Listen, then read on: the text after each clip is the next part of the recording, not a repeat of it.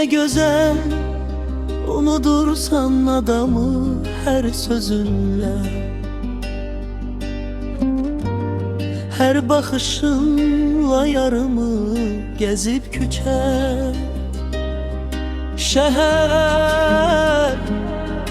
dolup karanlığı öğret ne olar unutmağı mənə də.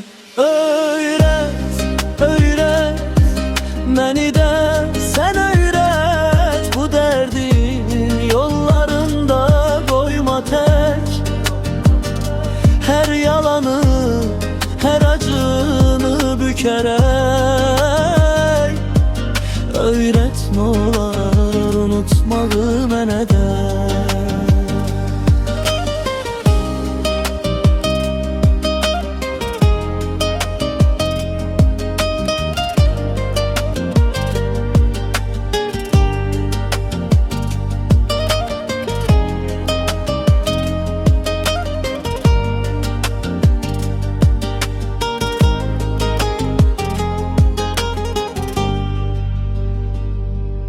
Bacarmıram ürəyimi bağlamağı, səni gördükcə sükutu saxlamağı. Qanad açıb aralığı qatmağı öyrət nə olar ovutmağı mənə də. Öyrət eşki bir kölge tek satmağı, yuxusuz gecelerde rahat yatmağı. Her biri yalanı doğru kimi tanımağı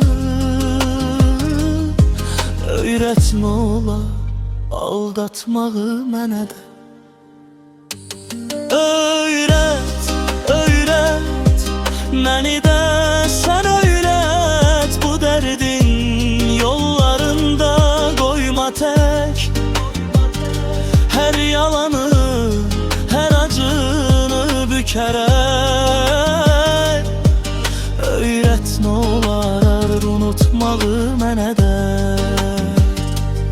Sənin kimi ola bilmirəm etiraf,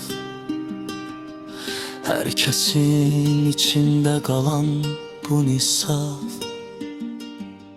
Seni unutmaktır yegane kurtuluş. Öğret ne olar, öğret beni de.